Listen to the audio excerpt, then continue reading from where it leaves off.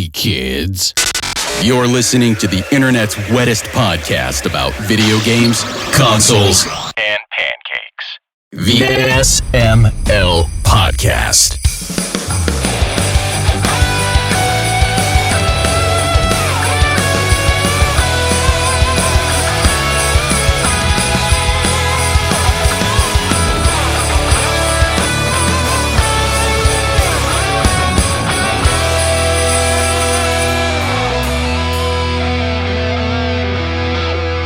What's up, everybody? This is the SML Podcast. I am your host, Joe. It is a party cast episode. We will have the full crew on later on in the episode. But for now, we're starting things off. Pernell is here. Pernell, how are you doing? I'm in lots of pain, but I'm making it through, baby, and I got my coffee. Let's get this party started. I have a cat trying to eat my pen. Don't let him do that, otherwise the cat will be in lots of pain, and the show will not get started. Exactly. And the show has to get started because we have a special guest joining us this episode, Enrique Cortz of Super Awesome Hyperdimensional Mega Team, back on the show. How are you doing, sir? Hey, hola, everyone. Hello. It's super good. It's really nice to be here again. Thanks, guys, for the opportunity. Thank you for having me. I'm thrilled to have you back on. We had you back on many years ago. Talk about your previous game, Rise and Shine, and now you have a new game coming out called The Night Witch. Same beautiful hand-drawn visual style, but a whole new genre. For the people who don't know what The Night Witch is, give us the sales pitch. What is this game? I think someone from Twitter actually defined the game really well like a couple of days ago, and he said it was a Bulletvania. Yeah, so it was like a mix. Bulletvania. Yeah, what you know? Yeah, it's like a new genre by itself. We just invented it, you know, and we didn't know all that. It's kind of a light bullet hell mixed with Metroidvania, and also some card managing, deck building mechanics, just in case there is something missing in there. So that's the dish we're cooking for you. It's something like that, yeah. And there's something worth noting there too, because prior to coming on here to do this interview, I was trying to encapsulate what this game was and then try to think about what other games are like it, because that's my usual shtick. I always feel like everything's been done in some capacity, so I try to find like titles. And to be perfectly honest, I really can't think of one that plays like this one does, which is odd to say in 2022, but I'm also glad to be saying that in 2022. Yeah. There was someone actually on Steam forums asking the same question. It was like, hey, you guys, do you know any other games similar to this one? And I was reading the thread on Steam. I was thinking, oh yeah, good luck with that. And pretty much, some people were saying games like, Aquaria and stuff like that, but they are not exactly the same thing. Yeah, we have a pretty unique mix, I think.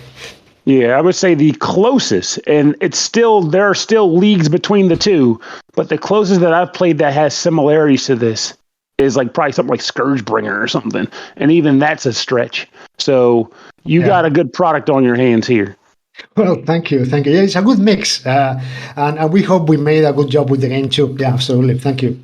So, Pernell, this is your first experience with Super Awesome Hyperdimensional Mega Team. First off, what do you think of the company name? Well, the company name is fantastic. You're not doing it right though, unless you say it in one breath. Dude, I've been sick all week. Give me a break. I'm judging you personally. I'm just stating a fact. You're mean to me. That's not true. You're so mean. I'm sick. I love the company. This is how I roll, baby. Nah.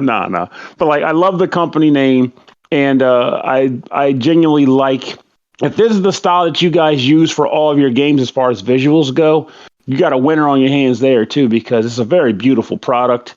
And when you guys were talking on the pre-show amble regarding the other game, Rise and Shine, Joe made a comment that said that it was a very similar visual style to that game. When we talk about other games you guys have done later, you're definitely have to give me the spin on that, because I want more of this look and appeal. Very bright and colorful, but also frantic. It's just the way I like it. Cool. Yeah, I mean, we've been doing games as a team for a while already. We started on 2010 with our first game on mobile called Pro Zombie Soccer. It was a very punk, fun game, but it was, our style has been there since the beginning. It's basically our personal style. We just pick up paper and pencil. That's what comes out. It's nothing. We don't look for anything else apart from that. So very cartoony, very colorful, fun. Little bit with little bit of anime here, little bit of American comics there, and that's our mix. That's what you see pretty much all our games. Yeah.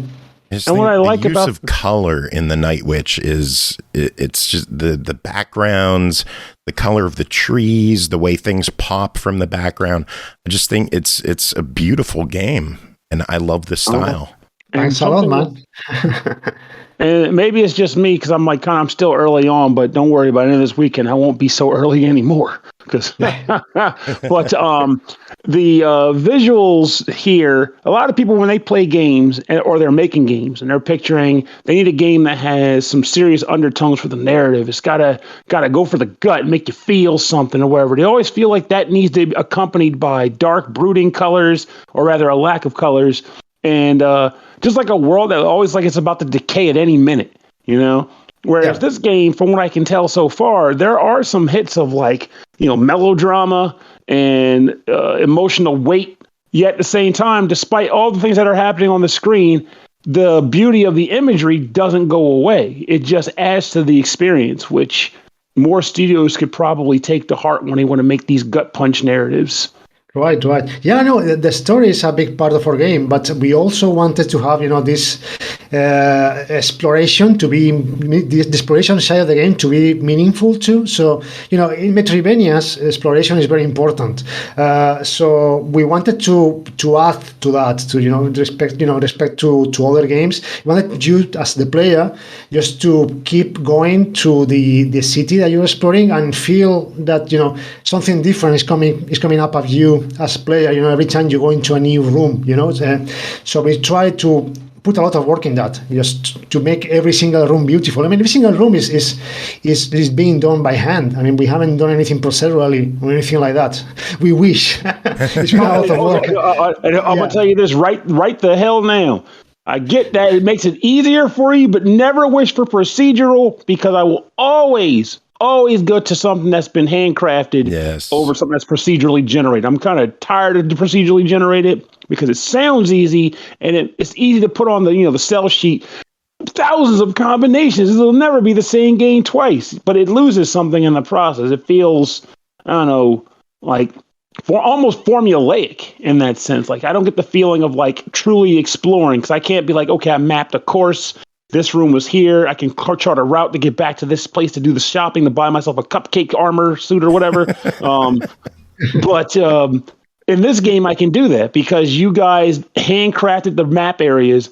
I know this room will always go there. If I die and come back, it's still going to do that. It's meant to be this way. And that's a good feel to have in a game when you're playing it. Yeah, exactly. I mean, nothing. I have nothing against procedural generation at all. I mean, don't take me wrong.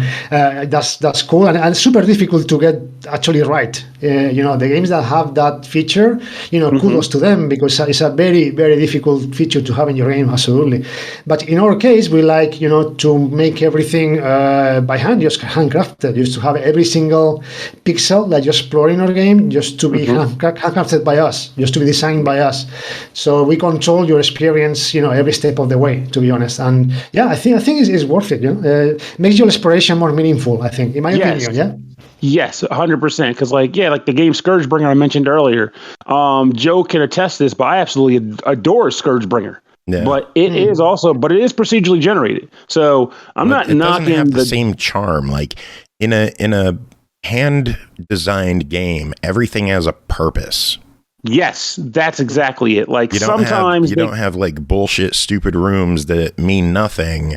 I mean, you can if you want to be a dick to the player, which is always fun. But we won't even know that. Yeah. we won't know it. We'll get to that room and be like, oh, there's something here. And then we'll come back 4 hours later and be like, there's seriously something here.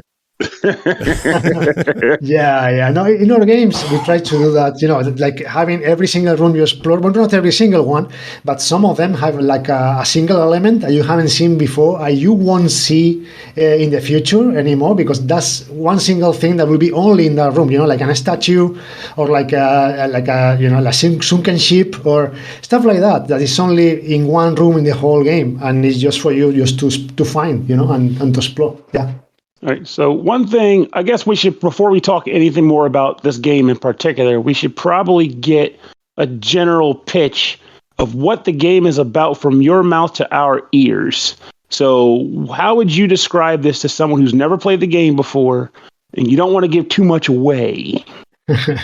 Okay, I like to call it. I don't know. I mean, I kind of tired already about buzzwords. It's a bit. This industry is always relying too much, I think, on buzzwords.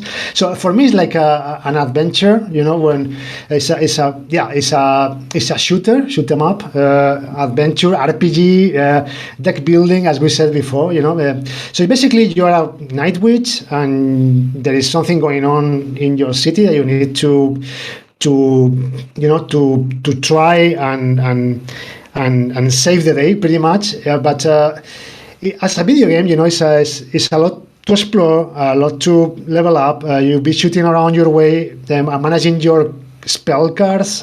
I don't know. I'm doing a super awful job just selling my game. It's okay. There's a lot to say without saying. Yeah. I get it. Thimber actually has a question that could lead into that. What exactly is a night witch, and where did you get the idea for the character?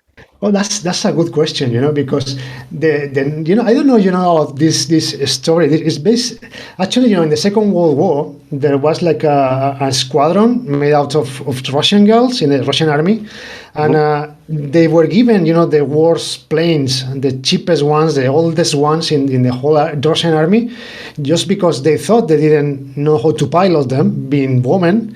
So they wanted to use them as a cannon fodder, pretty much, for the Germans to shoot them down, But these girls were super clever, and what they did was they were disconnecting their engines while they were flying towards their mission, so the Germans couldn't actually see them, because they also were flying in the night, So Germans actually didn't see them coming at all, didn't hear them coming, and when they were super close to the Germans, they were dropping the bombs around.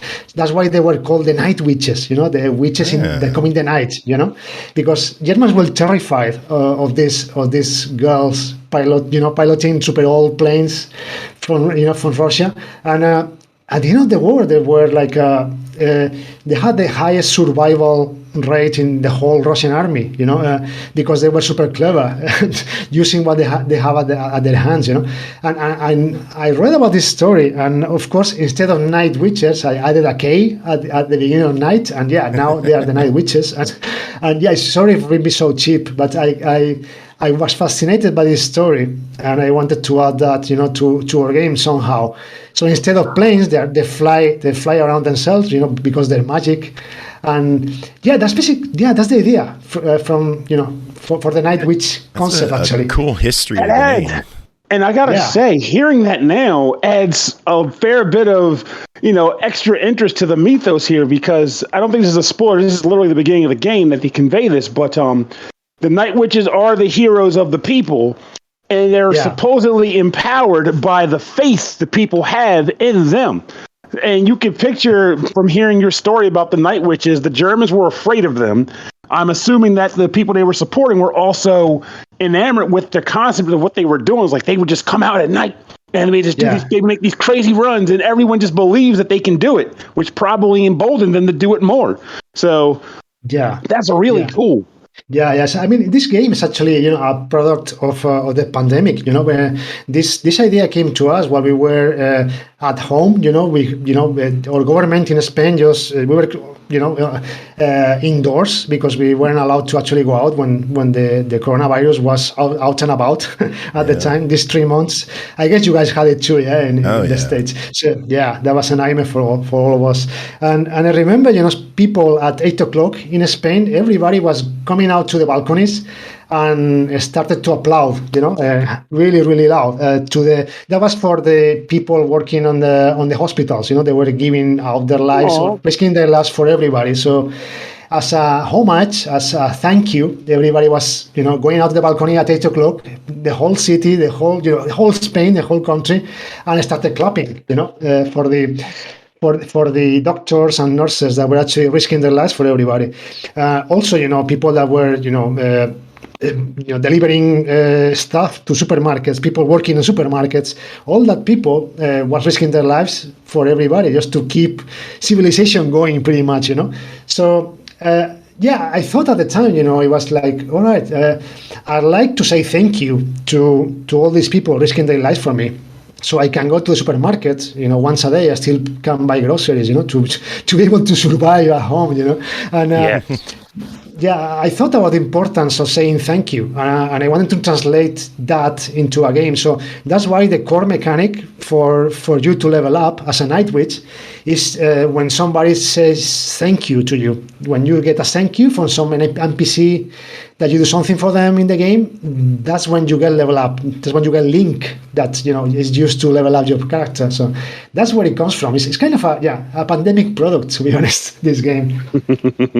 It's crazy to see the things that we've gotten from the pandemic. Like, as much damage as that has caused, like, everywhere, everyone, the artistic creativity that we've seen come out of people just being home alone and letting themselves flourish, and seeing what comes together with other people online. And it's really cool to see the products that have come from the pandemic.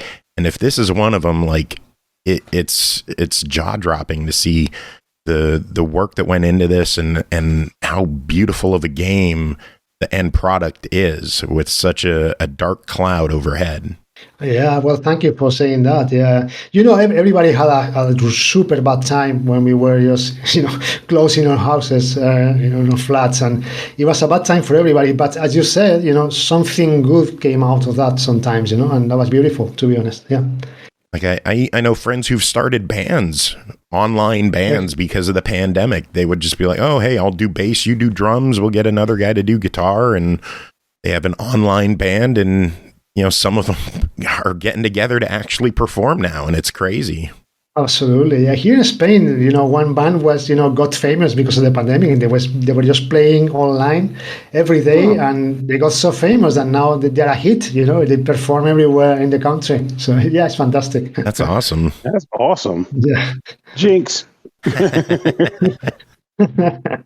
I'm the host. My voice came first in the recording, so I win. You owe me a Coke, Pernell. How do you get a guy a Coke who has every Coke known to man already? I don't even know where to start. I'm drinking my candy corn Mountain Dew just for today with you, Pernell. Wait, what? That's a thing? Yeah, the 2019 Voodoo. Oh, okay, Voodoo. Yeah, you gotta confirm that, because I forget those sometimes. So Soda Talk with Joe and Pernell. Enrique, are you a soda guy? What kind of beverages do you enjoy in your spare time? Oh, I'm a tea guy, to be honest. I like green tea. Yeah, hey, yes, so boring. No, it's not. No, it's not. Tea is where it's at. It's refined and delicious. And classy, right? It's like, we have super posh. That's right. Pinky out. You actually drink your tea with the pinky out, or not? It depends on where I'm at when I'm drinking it, but I do like a little pinky out tea consumption session every once in a while. It feels fantastic. Yeah, absolutely. I think it comes down to how big the cup is and how big the little handle on the cup is. Like, if you only have 2 fingers on there, the pinky kind of just goes out. But if you've got to use the whole hand. That is true, but by that same token, I have large hands, so most of my cups have that problem. But it just makes me feel, I'm like, yeah, I'm enjoying my tea. It's very good. And like, I got my coffee, jittery arms. I'm like, yeah, you can have that. Except on a work morning, in which case I'm like, I'm okay with it. I can go down the coffee for that purpose, but I'm a tea guy at heart. Roy Bose, baby. Awesome. High five, man. High five across the pond. Well, speaking of free time, what are you doing in your free time? Are you playing anything good lately? Oh, I just discovered Vampire Survivors. And, Oh my God! Oh Yes. boy. Yes. We have lost you already. Yeah, That game is soul consuming in a good way. that's a, yeah, it should be declared like a drug and be made illegal or something. Yeah, oh my God. If Can't stop anything, playing.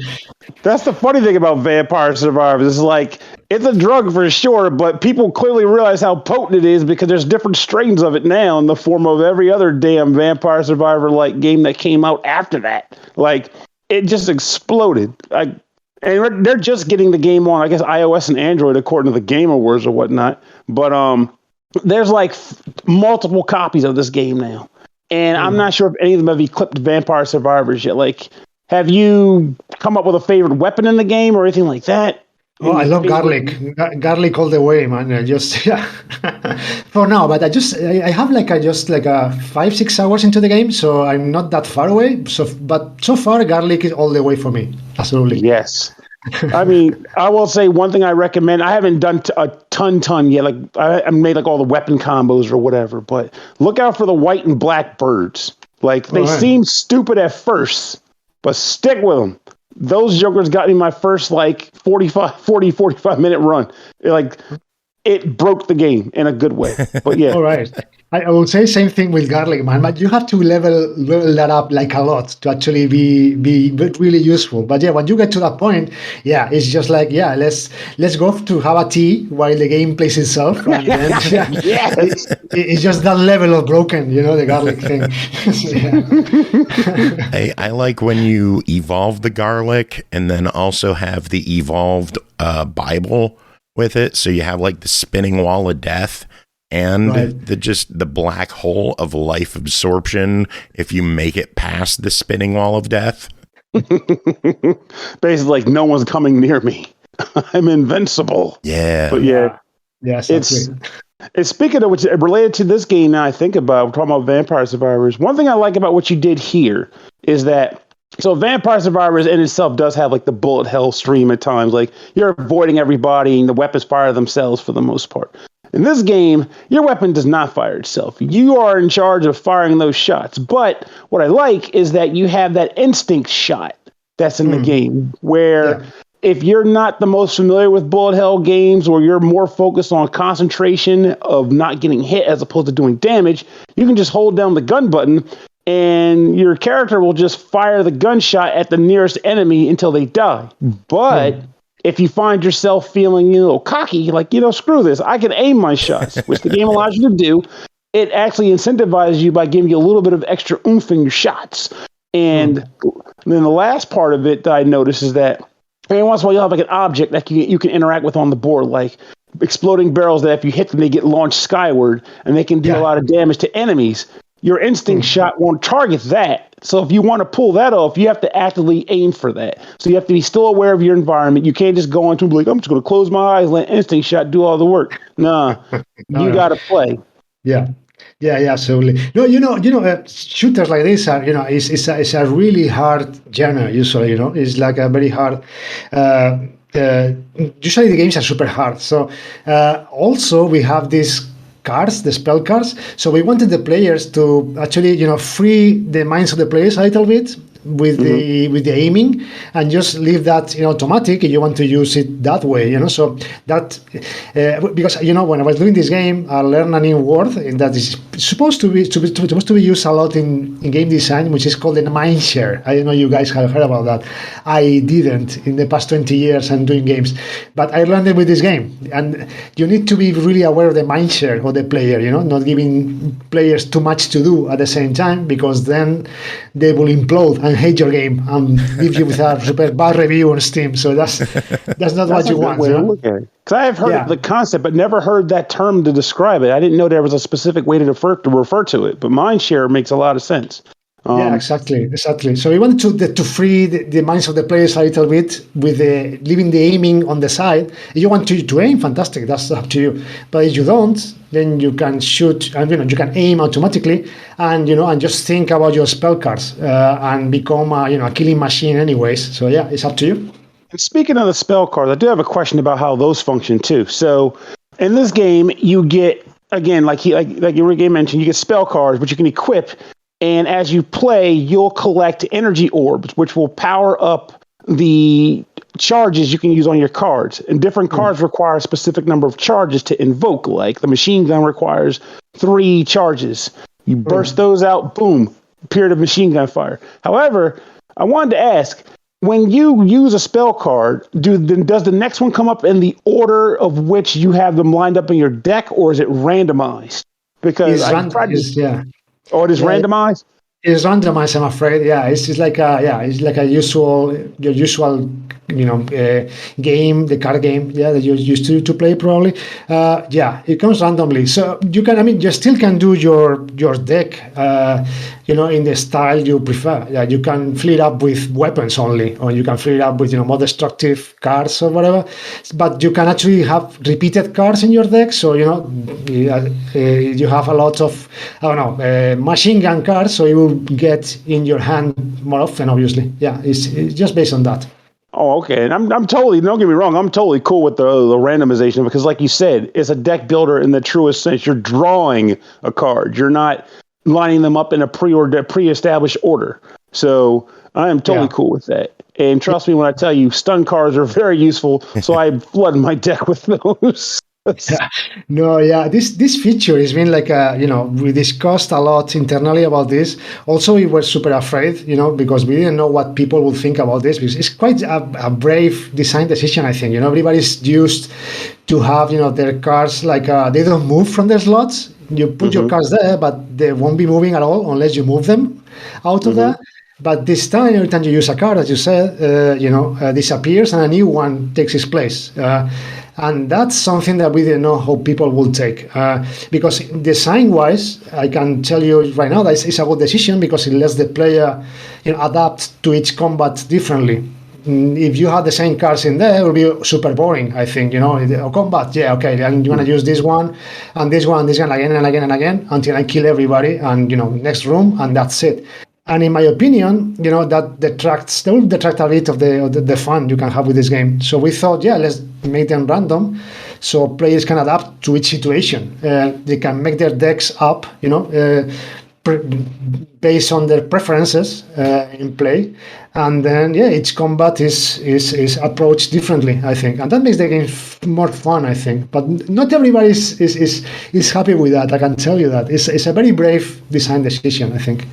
I feel like in the end, you'll probably catch more flies than not with that mantra, because it's almost like an actual deck builder in that sense, where ultimately a person's either going to just have like 6 or 7 unique cards that they'll just be comfortable with getting when they come up, or they're going to just go, kind of like how like a Yu-Gi-Oh style, where it's like, I have these 6 cards I really want to get, or these 3 cards I really want to come up. So rather than have 6 card types that vary, which means I have a 1 in 3 chance of getting this card, or of these 3 cards, I'm just going to say screw it and make all 6 cards those 3 cards for 2 of each.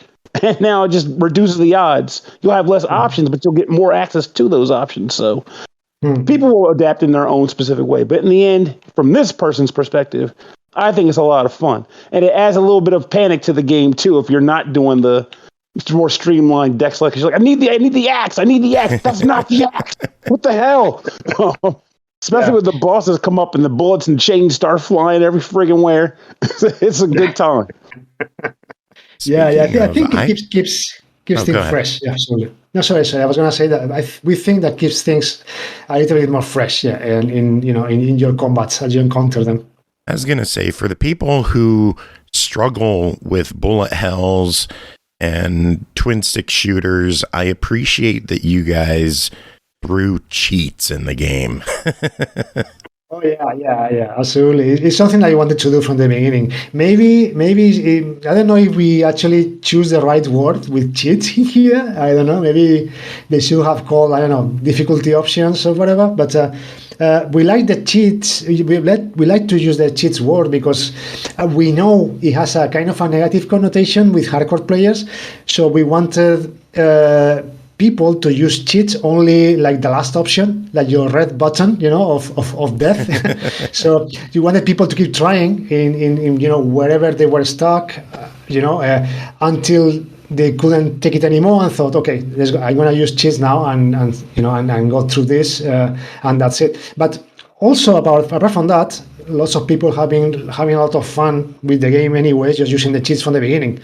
And yeah, if you struggle with bullet hells, as you say, or you don't like to aim with, double stick shooters and stuff like that, yeah, just go activate one cheat, like, I don't know, like enemies dropping more health, or enemy bullets going slower, and that's it. And go enjoy the game and go enjoy the story, because there is a lot for you to to have fun with. Absolutely. I like that you have to find the cheats too. You have to unlock them. I found a few on my own. I was just dicking around with the icons, and I found a few myself. And the one that I unlocked where enemies drop health, that was the game changer for me. I went from struggling with the game to just doing good and enjoying myself and getting through things and surviving. So I love that there's options like that in the game, and I love that I was able to just figure it out on my own. Now I want to ask this though, because like the concept of the cheat code menu is a throwback to like classic 16-bit games where it had those weird cheat menus in them, which is really awesome. Like Joe said, I also like that, as Joe said, you can technically brute force them if you really want to sit down and like brute force all the codes. But if you're not a brute forcer, are they like hidden throughout the game, like maybe in the background or like maybe collectible objects? Like, how do you generally come across the cheats in the game if you're not brute forcing them? Oh yeah, you will find them in the future. As you progress in the game, you will see them. I don't know. I don't want to spoil anything to you guys, but the game will show you the cheats at some point for sure. Yeah. And if not, they are just like a Google search away. So not difficult at all. Yeah. I heard you flat out said it. Just Google it if you need them. They're there. Yeah. No, but the game will show them for you. No worries. Yeah, absolutely.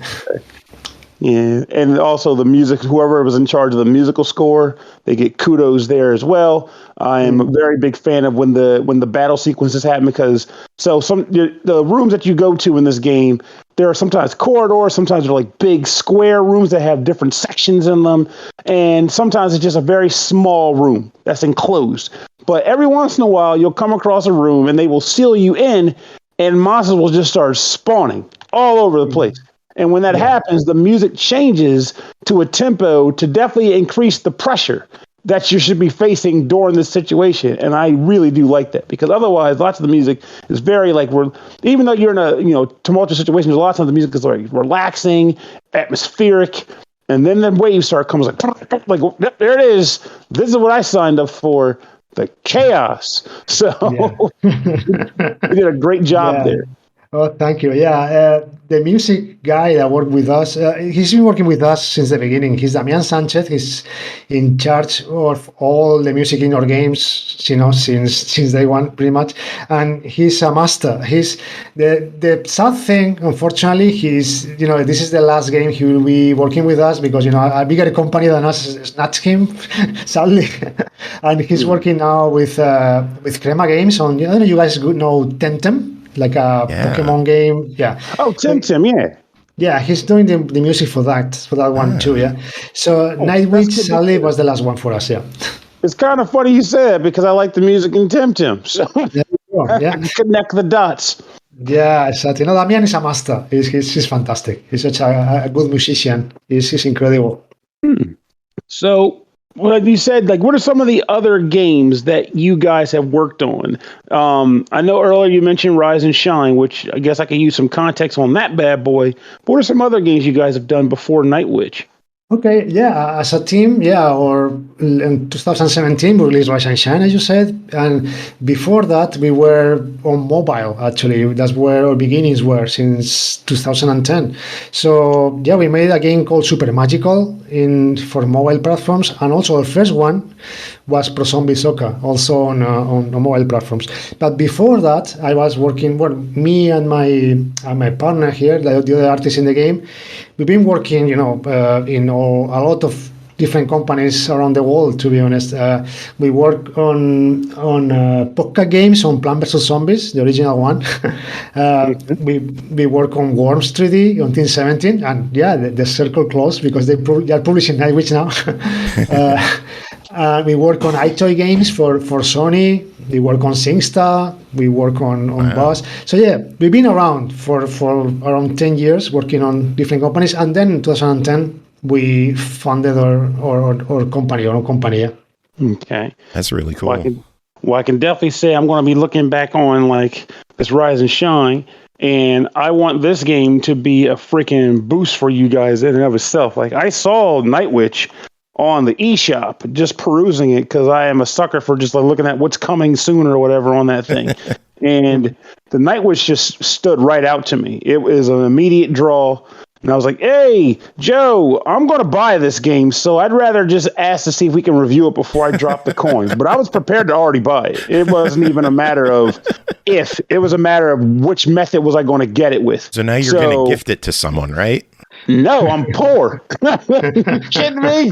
You dick. I need to save where I got to save where I can save. That's why you do what you do.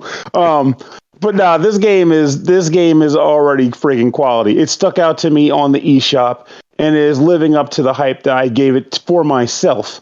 So, and Pernell hypes things up a lot. When he gets into things, he'll hype it up big time. Cool,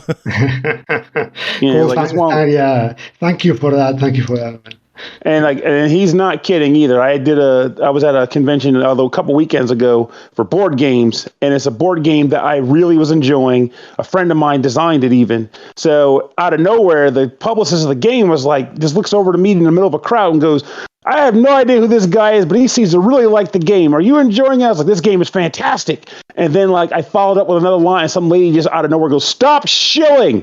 I was like, I'm not shilling shit. I like the game, asshole.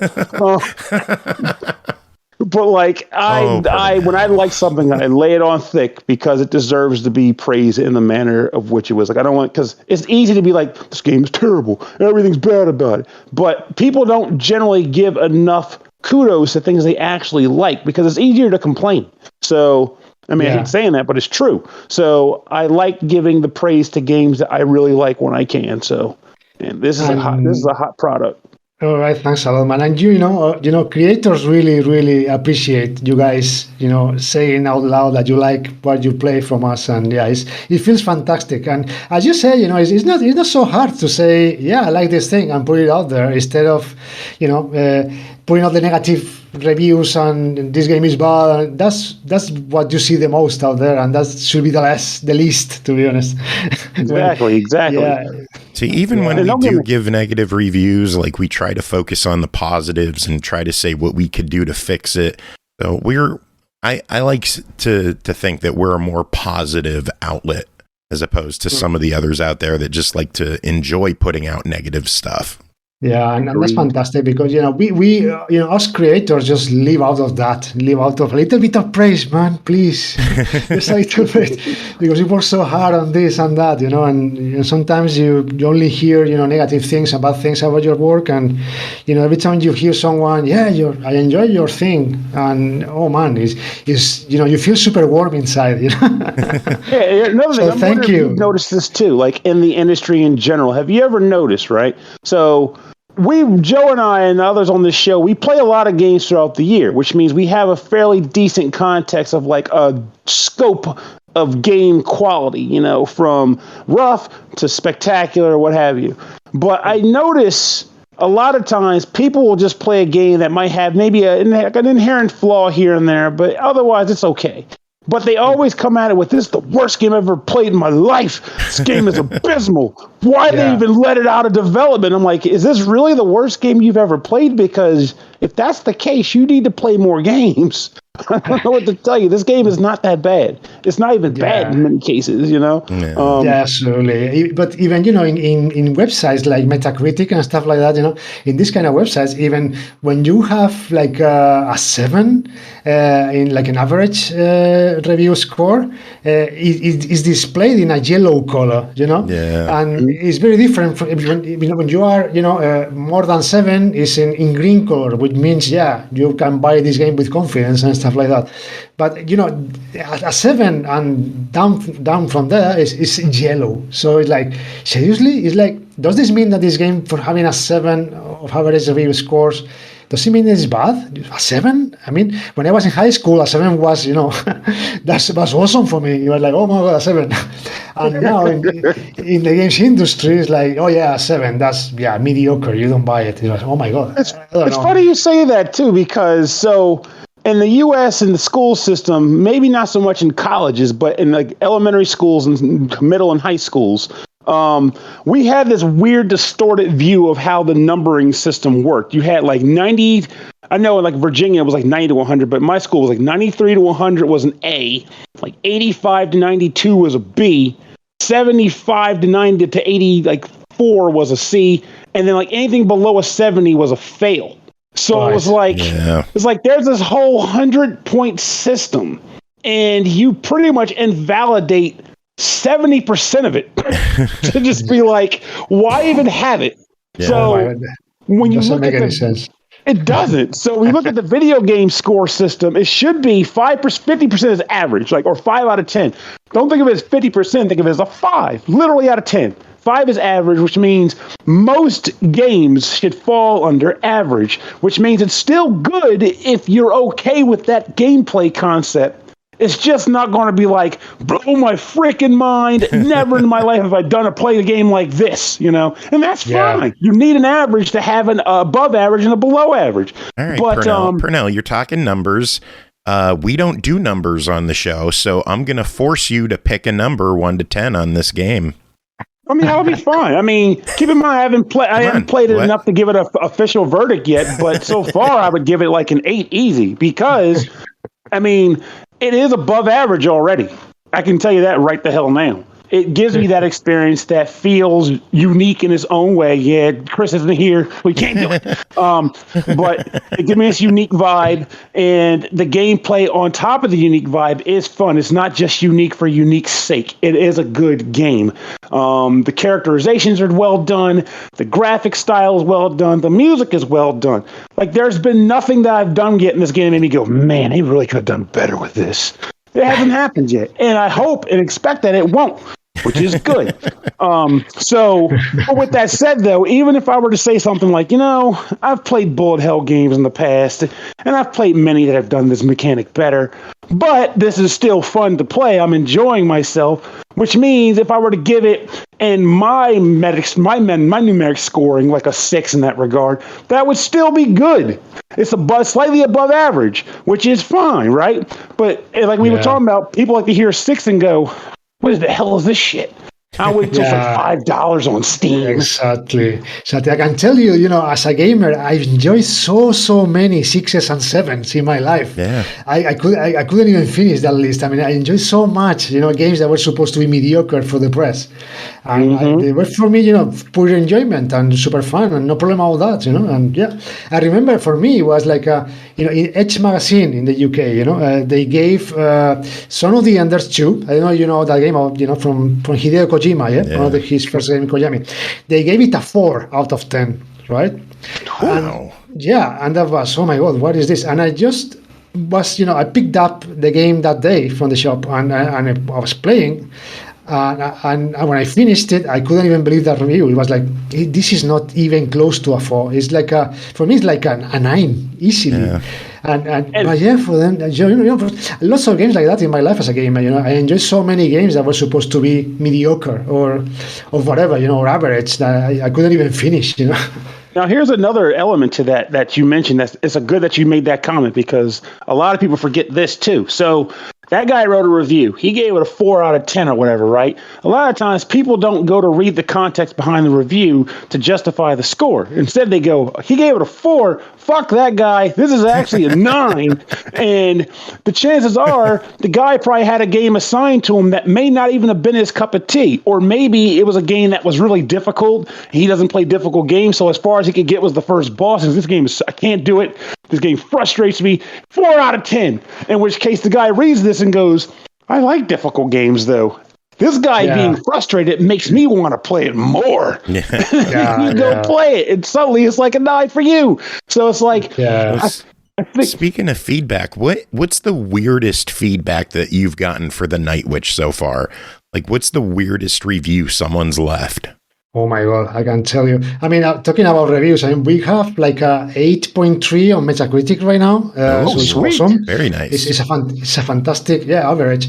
But we got one review from one side that, thankfully is not counting towards the Metacritic average, because this guy gave us like a 2 out of 10. And Damn. It was like, and it was like, why?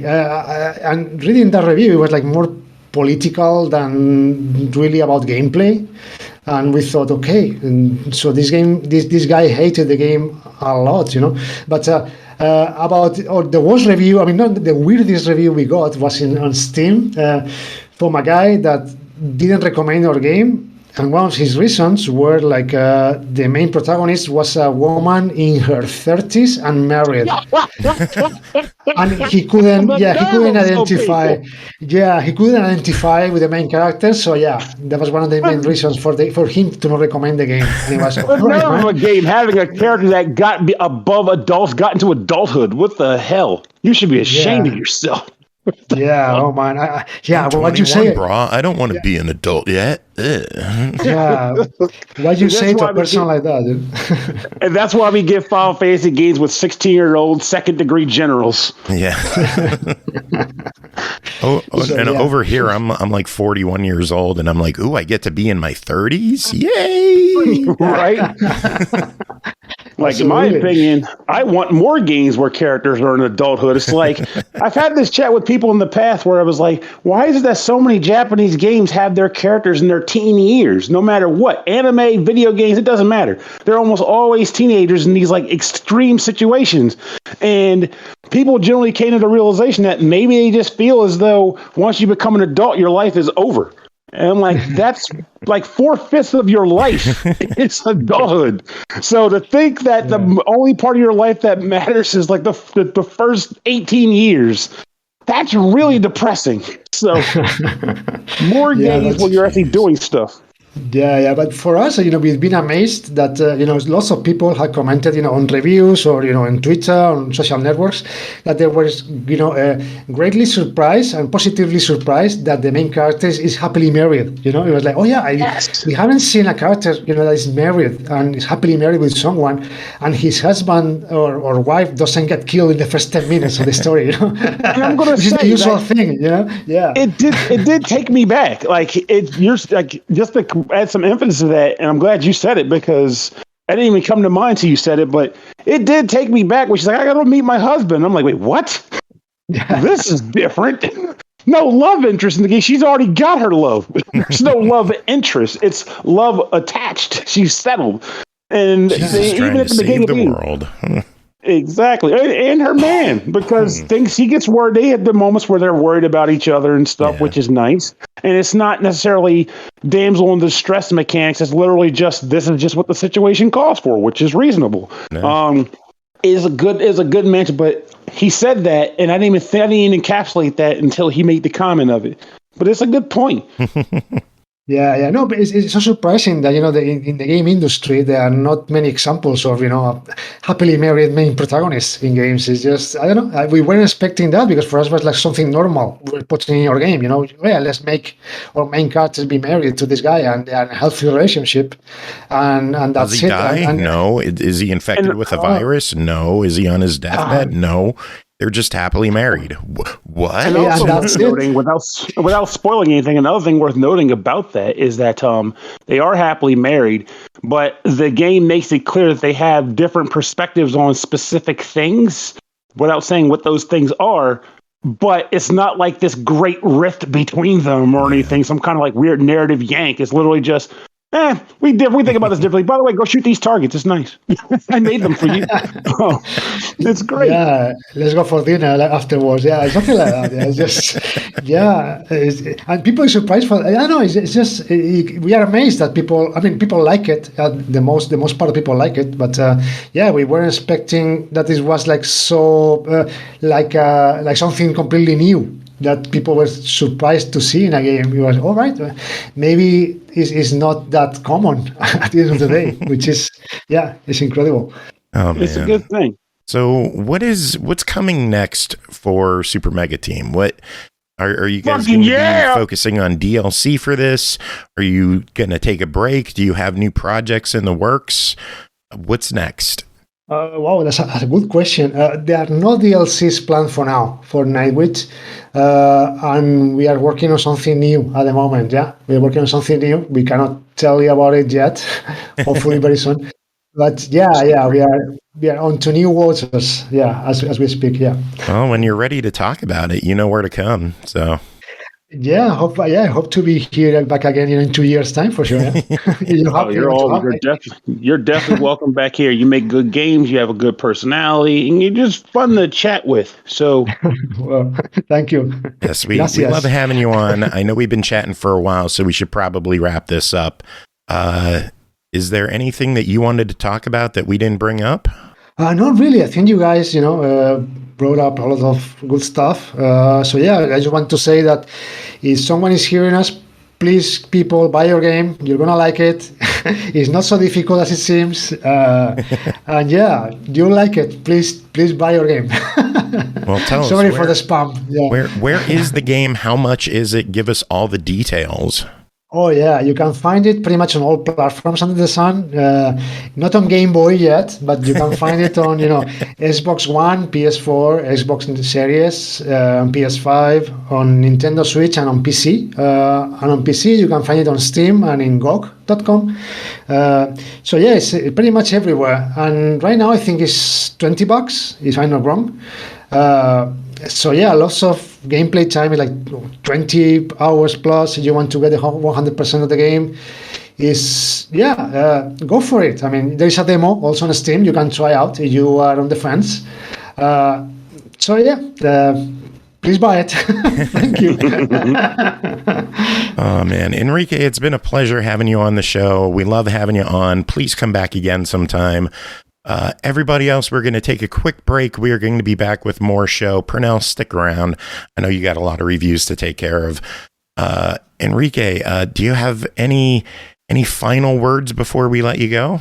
Just you want to say thank you for having me, guys. It's always a pleasure, and hope to see you in a couple of years' time, right? When your next thing is out. So yes. Thanks a lot. Remember, everyone, keep your eyes out for Pernell. One breath, right? Yeah. Yes. Do it in one breath. You can do it. Super awesome hyperdimensional mega team. Woo! There you go. There you go. You kick that sickness in the ass.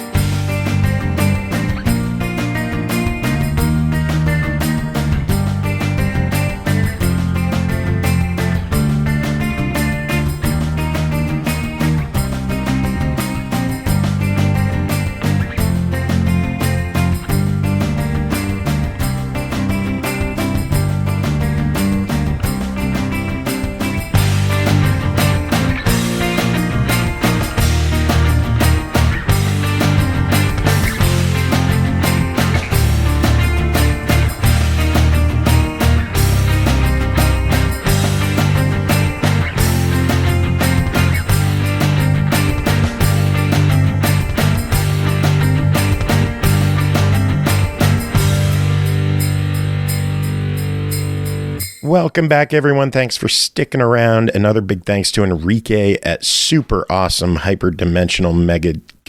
I almost did it. Pernell, I almost did it. Under one breath requirement. Super Awesome Hyperdimensional Mega Team. It's a mouthful, but it's an awesome game. Nightwitch, check it out. Pernell is still here. Pernell, thank you for hanging out for that. Chris and Aki are both here. How are you two doing? Oh, hello. I'm doing great. That non-answer there. Hello. How you doing? Hello. Hello. I'm doing great. I'm scared shitless. That's all. Well, Aki, you did answer though. I said I'm scared. I'm scared shitless. So yeah, I'm shitless. What are you scared shitless about?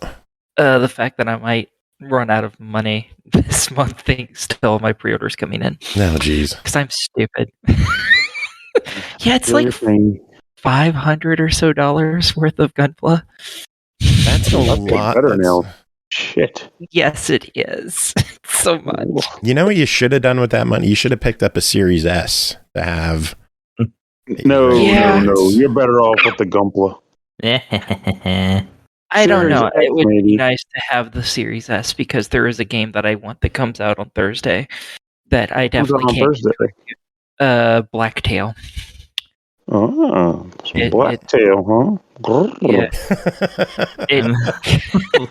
No, it's about Baba Yaga, and it has magic and arrow shooting and stuff, and it just looks really cool to me. But it's for the series only, and all I have here at my grand's house is an X1S, so it does not come out on last gen, only current, so I can't play it. Well. It makes me sad.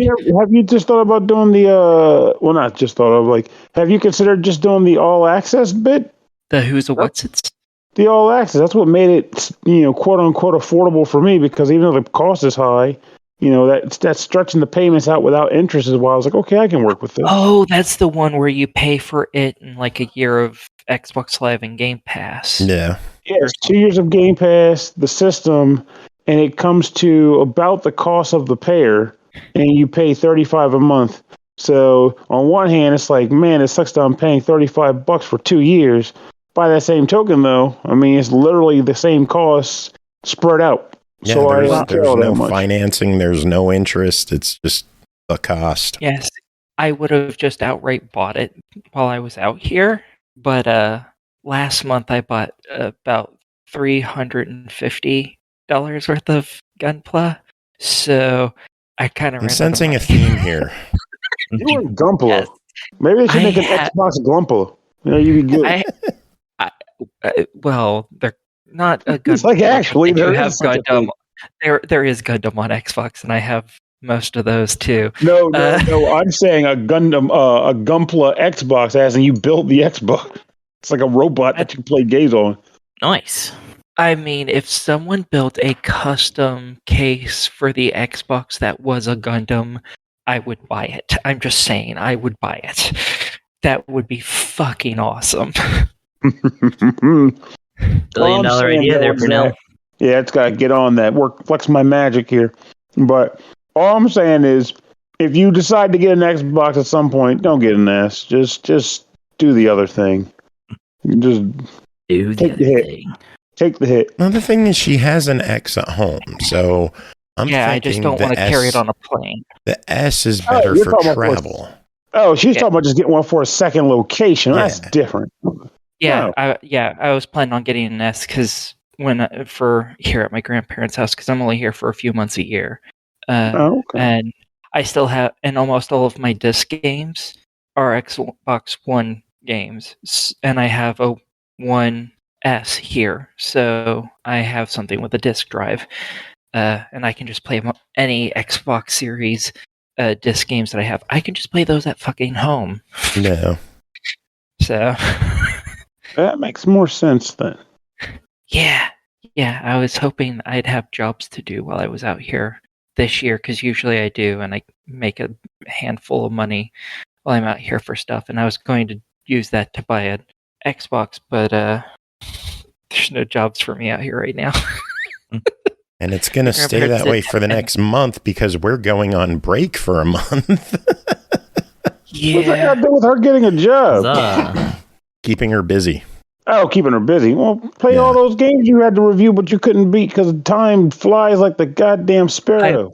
Actually, while I'm here, I have a tendency to play Ubisoft games because they're just so fucking unnecessarily large that I don't have time to fucking play them at home because I'm always doing review games. So I tend to play like the Assassin's Creed games, Far Cry games, Watch Dogs games, all that shit. I play them here at my grandparents' house because during that month for me, it's a month that I'm off typically.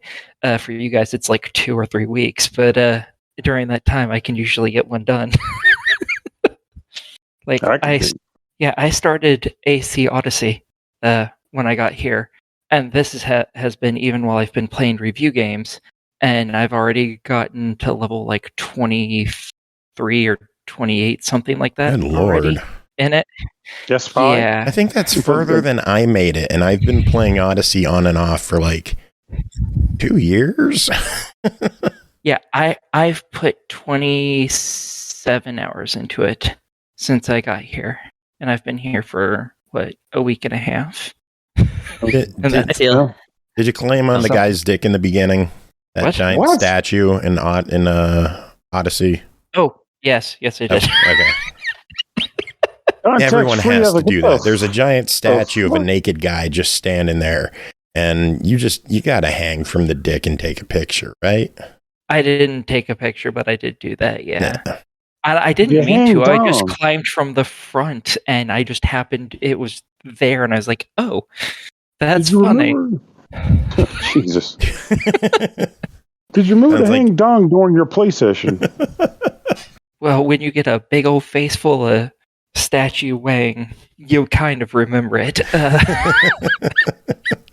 I wasn't expecting that. You got a face full of wang, you must hang it. In fact, Mel's on fire today. I'm actually currently playing AC Odyssey right now while we're talking, actually. Well, so, speaking of games that you played there, should we get to reviews? Sure. We can do this. You guys ready for reviews? We could. Cool. First game tonight, High on Life, developed and published by Squanch Games. Released December 13th on Xbox One, Series X and S, and PC for $59.99. Also available as part of Xbox Game Pass. From the mind of Justin Roiland comes High on Life. Humanity is being threatened by alien cartel who wants to use them as drugs. It's up to you to rescue and partner with charismatic talking guns, take down Garmantuous and his gang, and save the world. Or as this game would say, save the fucking world. Aki, you seem like the perfect fucking person to review this game. Yeah, it's ultra violent, and it says fuck every fifth word in any sentence that's said. So yes, very much so. You play as some teenage person. They constantly allude to you. One of the characters constantly alludes to you being a boy, but there are girl faces that you can pick because you get to pick your character, basically.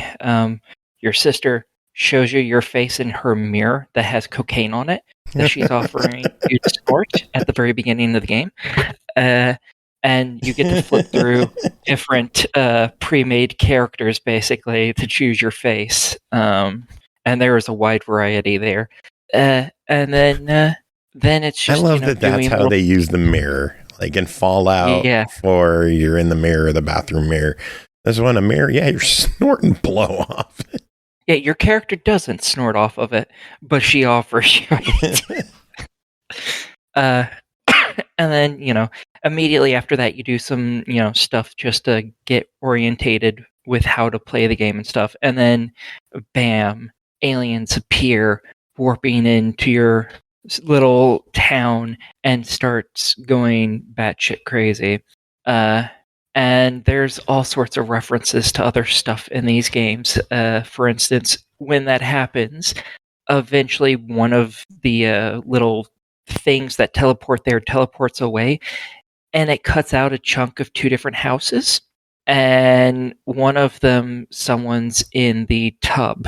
And if you guys have watched Family Guy, you might recognize the skit. Oh, God. The cat that goes silent. No. Yep. Yep. That's exactly what happens. No. And it's fantastic. It's like such a random thing to put in the game. Yeah, it is. It so is. And then you end up with your sister and your house. You guys warp somewhere in space that you guys don't know in order to save yourselves. And it turns out that these aliens, the G3 cartel, has found out that humans are drugs. So, for aliens anyways. So, that's why they attacked your planet, and it's up to you to stop them. So you go get bounty hunter armor, and you keep the gun that you stole. That is another living species. And you go start killing them. You find some more Galatans, I think. Galatians, something like that is what they're called. The little gun people. You find more of them.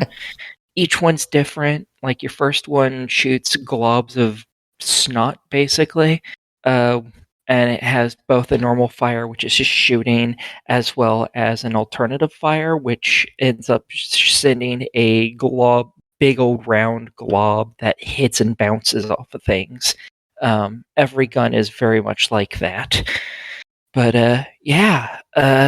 and there are options, accessibility options. Most of them are to shut the fucking characters up if you don't like listening to them. I mean, who would want to do that? I don't know. I kept it at the maximum. I was like, no. Anytime they think of talking, I just want them to talk. Just fuck it. Why not? I want to hear Justin roiling, stammering his lines 24/7. Is that who plays Morty? Yes. Yeah. So Okay. one of That's the one who plays 100% Morty's 90% voice. of the characters. Wait, he plays both Rick and Morty? Yes. Yeah, they're both I didn't inventions know of that. his. Yeah. I thought that was two different That's voice why actors. all of his characters sound like this. They sound like that they're stammering all the time. Oh, gee, Chris, I don't know why you would go and say something like that. Yeah, I exactly. didn't realize they were okay. That's his one thing. Chris. The first gun you find is Morty's voice, just outright. It is Morty. I mean, yeah, he's played that exact voice in many things. Yeah, but now I'm questioning if he plays the voices of all the guns. I'm not sure. He what all doesn't. he They plays have a bunch of. Or just some star power in there. Yeah, there's some massive star power in this game with voice acting. Well, that leads to the two main questions. The two big things about this game are the guns and the variety and how fucking weird they are, and the talking and whether or not it would get overplayed. How do the guns handle? Are they all unique? And are they all fun? I find some of them more fun than others.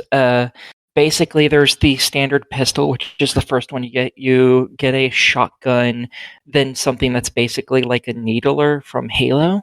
And then my favorite gun, which is something that shoots these little creatures out that goes and starts biting enemies to death. And then you get the last weapon of the game, which is used for the last fight. Don't give that I away. haven't actually. Yeah, I haven't seen what it even does yet because I've refused to play the very end of the game. And they all have, because they're all different guns, they are obviously different. But you've seen them before. Their alternative fires are all different as well. As I already said, the bouncy snot, it can juggle enemies up in the air sometimes. Then there's an alternative that shoots saws out, and the other two are just slight modifications of what they actually do. So they're not super unique. If most of these guns, if you've played first-person shooters, you've seen them. The only one that's really actually unique is the one that shoots at the little critters that bite people. Yes, I know. As for does listening to them run its course quickly? Do they repeat themselves too quickly? That's a lot of people are concerned that they're just going to say the same thing 4,000 times. Well, they talk at random. It's not like, every 20 seconds they say something. It's more like they'll repeat themselves and you will notice it and it won't take too long, but they might only say something, at the beginning of each fight. So you might sit there without hearing them for a couple minutes at a time and then hear them say something or a couple things during the fight. And that's it. And the fight might take you like 5 minutes or something to get through just the sheer amount of enemies that you've managed to spawn in to fuck up your day. So I don't think it gets too tiring. However, near the end of the game, you've heard enough from them, and it's kind of like, no. And the thing is, even if you decide to shut the guns the fuck up, they still talk during the main important chunks of the game. So there are scripted things that they talk about. That will still play, even if you turn turn that to where they don't talk next well, that at makes all. sense. Like if they're story, Yeah. they have to say that stuff. Yeah, so you can turn off, if you get tired of hearing them, you can turn them off. I haven't done it just because I don't care that much. Yes, some of the stuff sometimes I'm like, okay, I've heard this line like 30, 40 times. I don't need to hear it anymore. But every now and then I hear something new and I'm like, I'll keep it on just in case. Every now and then you get that new little nugget of wisdom that comes flying out of their mouth. Yeah, or I'll hear something that I actually like hearing them say because it's like, that's kind of funny. The only sad thing is, other than the guns, you also get a knife. That's also a Galatian. Sadly, that one doesn't talk very often. It pretty much only talks during scripted scenes, which makes me so sad because I love that one because it's a psychotic little motherfucker. Just like you. Yes, maybe more than me even. Like, it was originally owned by the alien who set you up with your armor and the bounty board, which is how you're going after the G3 people. He's an old bounty hunter who isn't a bounty hunter anymore. He's a hobo. It was his knife originally. And one of the first things you do when you find it is like, oh yeah, we're here to rescue you. And we were sent here by Gene, which is the name of that alien dude. And the knife's like, oh no, fuck that guy. I want to stab him. And that's all he's like the entire time. Everyone he comes across, he's like, oh no, I don't fucking care. Let me stab him. Stab. And it's great. I just love that character. But he never talks during fights. And I use him a lot during fights because stabbing things in the face is a lot more fun for me. Understandable. Yeah, that makes sense. That tracks. The game is sitting at $60. A lot of people are worried that it doesn't have the content, or it might not have the content. Is there enough there to warrant the price tag? That really depends on what kind of player you are.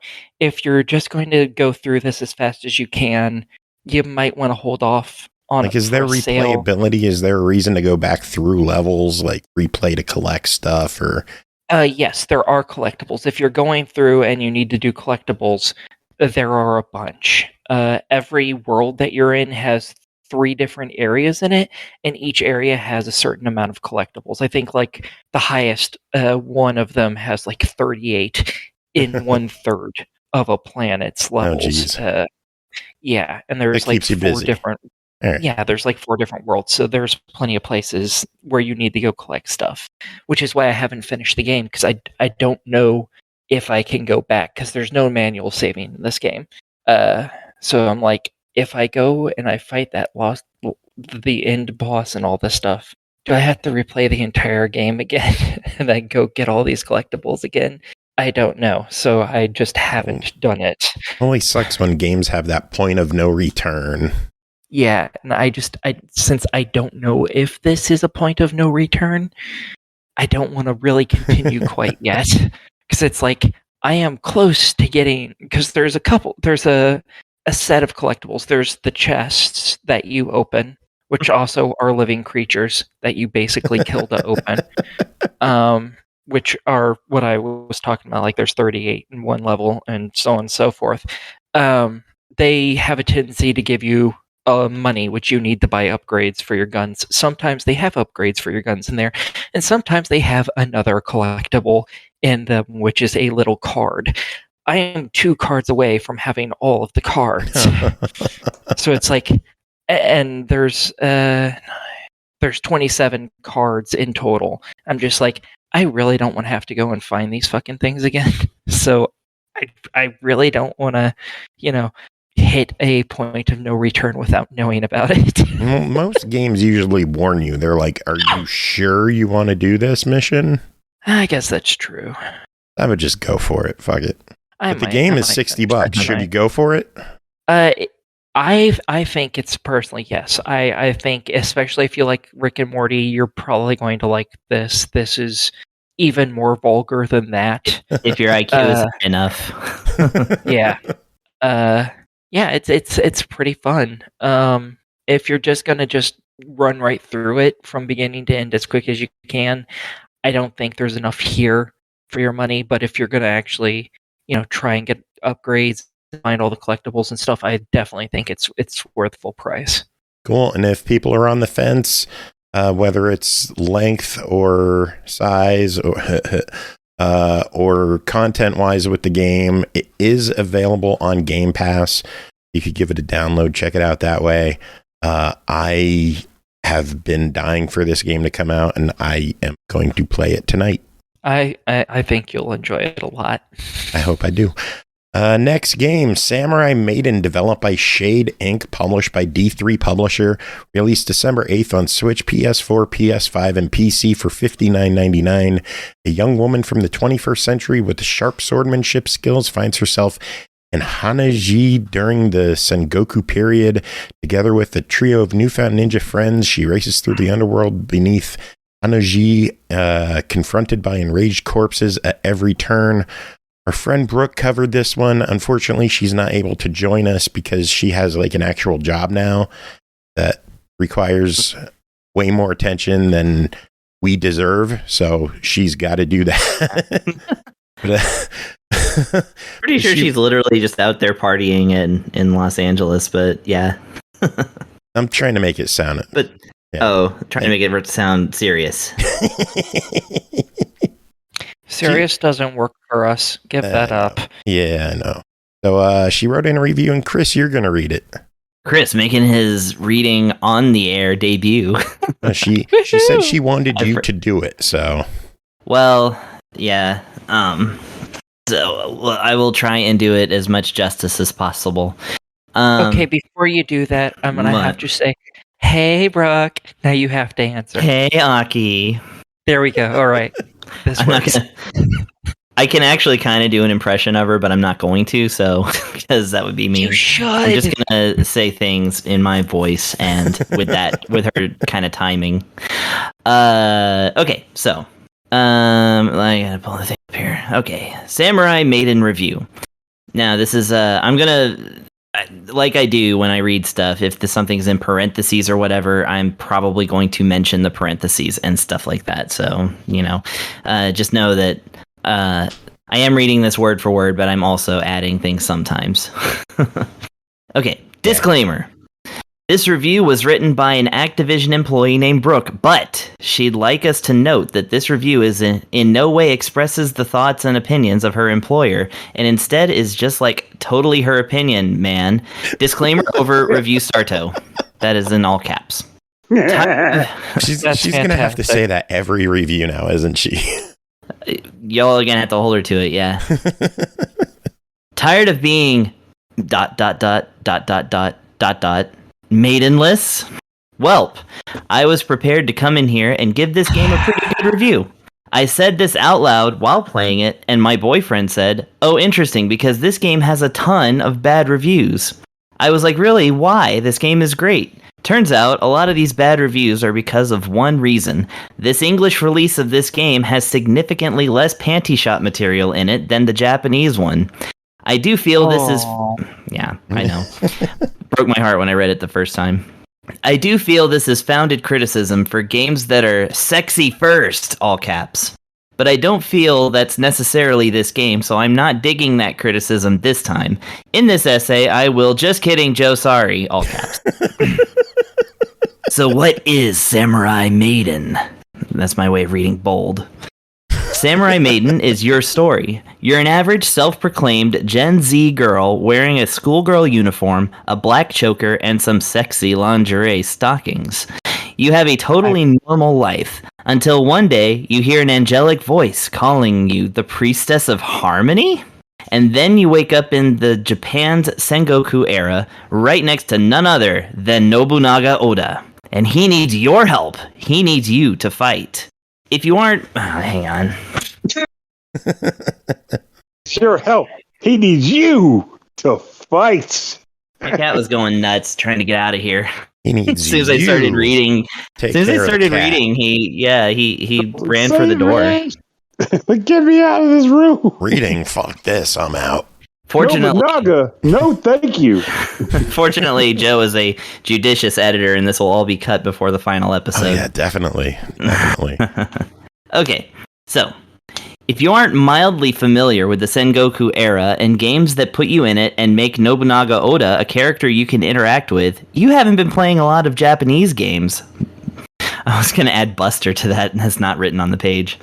This is the premise of about 90% of Japanese games, parentheses, pause for Aki to get angry and correct this, end parentheses, ... Okay, but almost. Sorry, I meant to pause there. Oh, good. All good. What kind of game is Samurai Maidens? This is a third-person 3D battle and story game where you're gonna hack, slash, and hack some more, while experiencing a story with characters in your party and raising your affection with them to unlock even more story. You can increase your affection with them by winning battles and taking care of them as party members, but also getting to know them and eventually kissing on them. But a note, this isn't a game that pretends to be something other than porn and then turns into porn. It's just an incredibly fan-servicey and sexually charged story about your love for your fellow samurai maidens. I'm estimating about half of the content of this game are story-driven scenes starring you and your team. These characters are illustrated using some pretty incredible-looking 3D models. Pause for Aki to look up the girls in this game and agree with me about how cute they are. Pause. I should point out quick while Aki's looking up this game to find out whether the girls are attractive or not. It is. You're doing it right now. It is T-rated, so it's not like it is a porn game. We should make your that pushback is noted. Okay, yeah, they're all adorable. Yes, I like this already. Yes. Unpause, next sentence, all caps. They're so beautiful and cute. All right. True. Very true. They're so well designed, move great Japanese voice acting too. They're probably my favorite 3D models I've interacted with. This game had a big budget, that's 7 eyes for big, especially compared to other D3 publisher games with a sexy vibe. And I would know, I've played like 100 of their games, that's why I took this one. The game is self-aware, it knows what kind of game it is, and it makes fun of itself often, and it's very funny, caps. There's an in-game camera you can use to take selfies with your battle team after you beat a boss or whatever. Chapter 1 of this game is titled, But I'm Just a Girl. By the way, I did hear that the constant reference to the player character being a Gen Z girl was a last-minute change from High School Girl that D3 publisher made to make all the sexualization of the teenage girls in this game less damning to an American audience. But, and this is italics here, D3 publisher, now that you've ambiguously made us Americans into a Gen Z girl so that we could feasibly not be a minor, we're just upset at you for not letting us look at our own underwear more. Something to think about.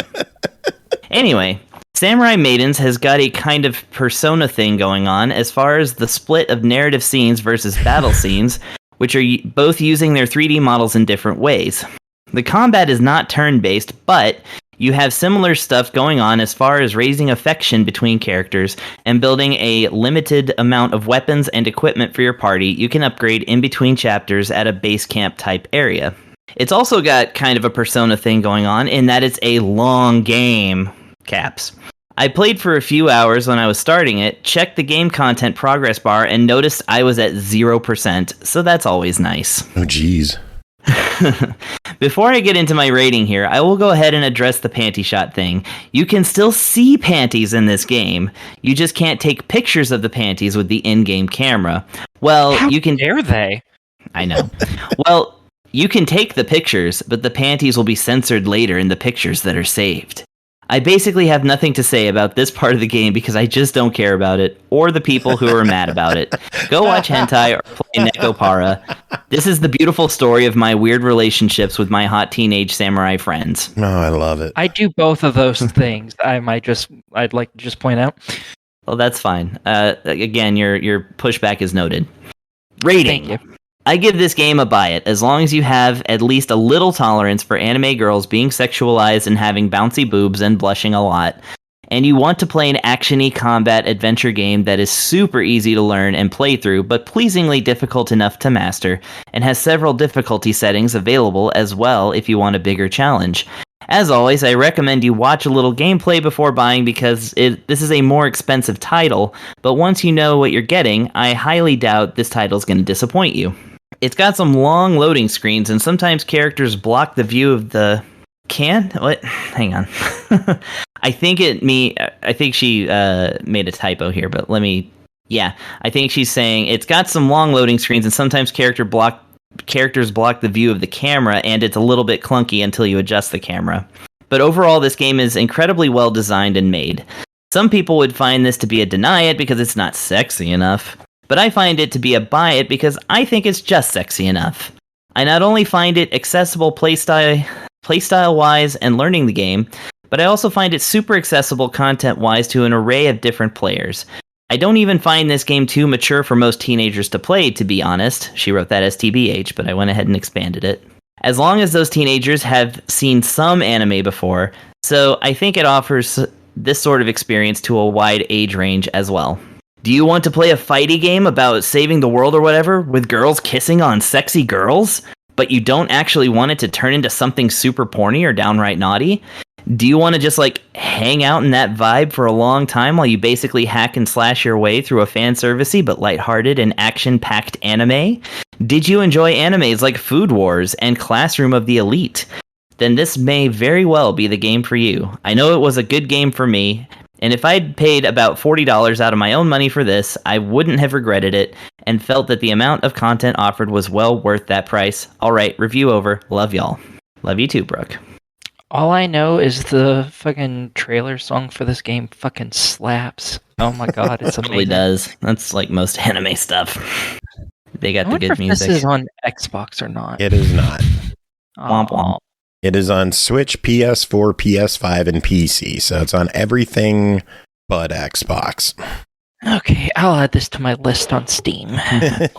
Wonder if the load times are improved if you play it on PS5. I would have to think that having SSD would improve load times on there, but who knows if it's an issue with development that leads to the load times. I don't even think Fast Drive will fix anything. But yeah, I wonder. Who knows? Anyway, next game is Gaiden, developed by SwordSwipe Studios and eastasiasoft, published by eastasiasoft, released December 7th on Xbox One, Series X and S, Switch, PS4, and PS5 for $14.99. Take control of ninja bots Rabu and Bytron as they seek to recover the golden skulls from Giorgio and his band of henchbots. Pernell, what is going on in Gaiden? This is going to be a short review, but don't let that deter you from what it actually means at the end. Gaiden is a game that can best be described as someone taking their love of speedrunning, putting it into a blender with Mega Man X and Ninja Gaiden, and releasing a game based off of it. That is a very good thing, by the way. The idea behind this is that you play as a robot. If you have a friend, I don't. You could play as two robots. In which case, the way the game progresses, you'll take one of those robots and you will proceed to one of a multitude of stages, like Mega Man, where you can kind of select a stage. And each one is run by a particular boss, who you need to take down. However, unlike Mega Man, where usually the boss gives you a weapon based off of said boss, in this game, you get augmentations that better enhance your character. But those augmentations are determined based on how fast you get through the level and defeat them. The longer you take to get to the level, the weaker the upgrade you get when you beat the boss. So they kind of incentivize you to get through the level quickly. Now I'm going to describe the overall vibe of the flow of gameplay and then what getting through the level means aside from the actual item you earn. So when you start a stage, you are progressing through it. And it's funny because each of the levels typically has some kind of cool reference to it, like might be the waterfall level from Contra or like the cliff level, one of the cliff levels from Ninja Gaiden, and just other cool vibes that come off of them. But you'll run through the stage. You have a few basic moves. You can attack, you can jump, you kind of have a hang glider, which allows you to kind of glide across air surface. You don't have to pick up an item or anything to do that. you can do a dodge maneuver where you kind of stand in place and evade, but if you do it for too long, you self-destruct, so you can't exploit it. And at the surface, that's kind of... Oh, also, you can wall climb and do that thing like a Ninja Gaiden where you bounce from wall to wall. And aside from that, at the default, that's what you got. However, power-ups exist within the levels, and each time you get one new ability. And they kind of get earned in an order. So if you have no power-ups, typically the first power-up you'll get is the jump jet, which allows you to double jump. Then you'll eventually get a shuriken that kind of functions like the windmill throwing star in Ninja Gaiden. You'll get a dashing slash, which allows you to dash into enemies and do damage. And then, if you still haven't been hit yet, and you find another power-up, you'll get hyperspeed, which is a short burst of speed to allow you to kind of fly through the level. And if you take a hit, you'll scale back one on this power-up tree or chain. The longer you take to get through the level, aside from the thing I mentioned before about the power-up that you win, the boss also ends up with more health. So don't dawdle. Don't take your time. They incentivize you to push through stages. And you're going to die a lot because just like in Ninja Gaiden, the bird that fucks me every time is still present. But now he's a robot. And you will find yourself more often than not getting hit by things you did not expect to see because you're flying through the stage and then the enemies are showing up. And I do not take that to be a detriment to the game. That's by design. Because if you've ever played Ninja Gaiden, they do the exact same friggin' thing. And they pretty much incentivize you to learn level layouts, learn enemy placement, and optimize your run to suit that need. There's some smart ass in chat saying shuriken and not shuriken. I don't care. Guess what? Shuriken. There it is. That's what I'm calling it now. It's a shuriken. Shuriken. By the way, that's my soul hurts. My soul hurts so much. I'm using that shuriken.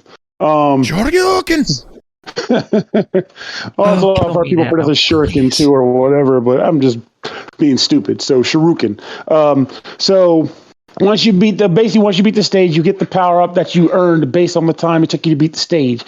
If you feel as though you want to go back and do better, though, you can always go back to the stage. In some respects, it's probably incentivized for you to go through some other levels and get some lower tier upgrades. And then by then, you might feel a little more confident about going back to older stages with a finer kit and trying it again. Now, most of the upgrades you get are typically enhancements to the things you've already got. So, for example, one level will allow you to use a triple jump when you get the jump jets instead of just a double jump. Another level might allow you to freeze time when you pick up the hyperspeed power-up. Things like that. Personally, I kind of feel like they're nice enhancements to get because all of them do more to enhance your ability to run through stages quickly, which is, again, what the game is pretty much built on. Graphically, the game is very colorful and engaging. Musically, it's rocking. Man, that's all you're going to say about the graphics? I love the visuals in this. It's got really cool, like, hand-drawn, animated style to it. I like it. Yeah, I agree. I do, too. I think they're great. And it's very well suited for the game, too. The only thing I wish it had more of is I wish that the enemy variety was a little greater. There are unique enemies across the stages, but they also kind of but they also sort of reuse enemies, too, but give them different palette swaps. Again, Ninja Gaiden did it. We love Ninja Gaiden. So, also the guy in the chat, if it makes you feel better, I didn't say Ninja Gaiden. I could have done that. But nah, I got that one right. Ninja Gaiden. Did you miss where I said the person in chat was Aki? Oh, God, that makes me feel better now. Shruckin. Oh, fuck you, Pernell. Throw more Shruckin. Shruckin.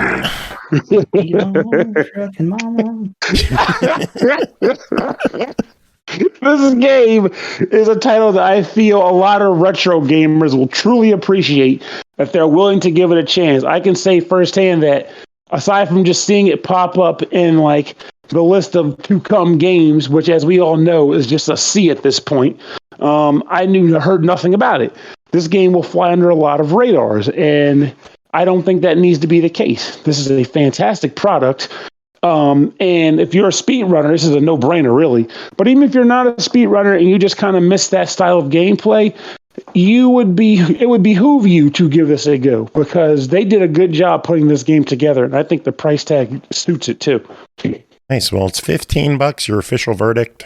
Easily a buy. This game is great. Cool. Yeah, it's from EastasiaSoft, which sometimes has more like budget-oriented titles. So it's cool to see them have something that really stands out and hopefully gain some traction because it looks visually, like I said, it's great looking. Yeah. And let's be honest here, the world needs to get more exposure to shrucking. I think that as a society, we don't talk about those nearly enough. Aren't you just saying to go shrug yourself? Damn. And how? Oh my god. I love it. I was like, Aki's got friends in the shrucking community. Aki's like ready to quit the show, which is perfect timing because next game to talk about is Wavetale, developed by Thunderful Development, published by Thunderful, released December 13th on Xbox One, Series X and S, Switch, PS4, PS5, and PC for $29.99. Surf the waters of a submerged city, unravel the past, save the islanders from mysterious sea monsters, and discover the secrets hidden under the surface. Aki, what is going on in Wavetale? Okay. And this, apparently the world has kind of been doomed. The whole world's flooded over, and now there's this black mist that creates monsters in it, or something. And you and your grandma live at a lighthouse, which helps push back the fog, as they call it. And it doesn't work for some reason one day, and you end up being able to fight the mist monsters off, as well as find a cool little friend for yourself. This friend is a shadow version of seemingly your character. And the shadow is stuck in the water, which gives you the ability to run on the water, as though it were land, instead of having to rely on boat. Because again, most of the world is underwater now. So yeah, this becomes your quest to help free the people of the mist and to stop the mist and the bad guys that everyone thinks is responsible there for all this. Most of this game is a puzzle and a walking sim, more or less. It's very much like Submerged. If anyone's played that, it's very much like that. Which I think is great because I really like that game. Both those games, technically, there's two of them. And yeah, there's something they did that stood out was they didn't have combat. What's the combat like in this game? It's pretty basic. There's not a ton of it.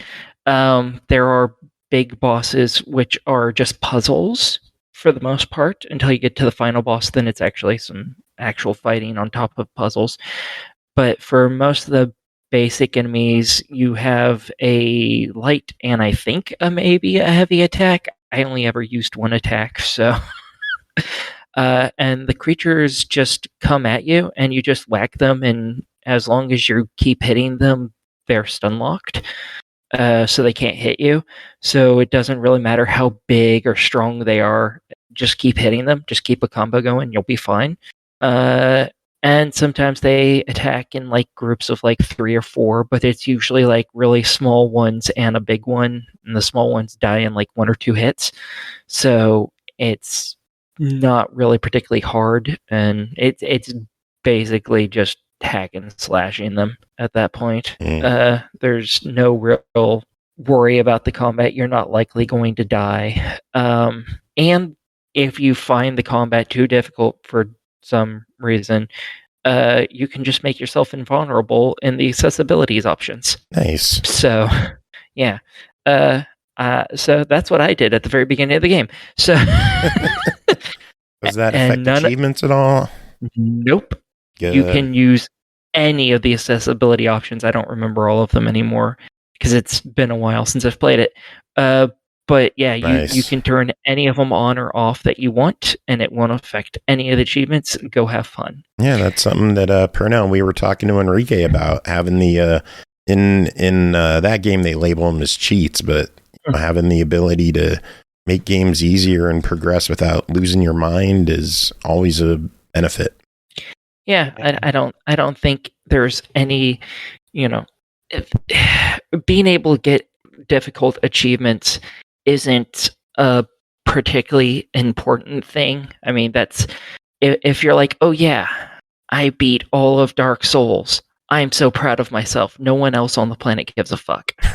So why not have the ability for other people like me to be able to just run through it, get all the achievements much easier, and be able to talk about the game? There's no reason to make any of this stuff prevent achievements, in my opinion. Just because I think it's stupid. Yeah. But how is this one with the accessibility? This is another game that just visually looks stunning. Oh, this game is so beautiful. I really like the designs of everything in the game. Most of the monsters, and there's a few different types of monsters, but the most basic one is this like head crab kind of thing, except for instead of the head crab body, it looks like it's an actual like beastie head, like a big glob head, and it's they're funny looking. And then you get more humanoid-ish looking enemies, and then you get like big giant bulls that have like metal parts attached to them and stuff, and their heads end up looking kind of like TVs to me. And they're just really interesting. On top of all the characters being all sorts of shapes and sizes and colorations, it's really interesting looking. I thoroughly enjoyed it. Well, it is $29.99. What are your thoughts? I'm totally for this. I think that's perfectly fine for this. Cool. Sounds good. Next game, Chained Echoes, developed by Matthias Linda, published by Deck 13, released December 8th on Xbox One, Series X and S, Switch, PS4, PS5, and PC for $24.99. If you were not a fan of High on Life, this might tickle your fancy instead, because it is also a part of Xbox Game Pass.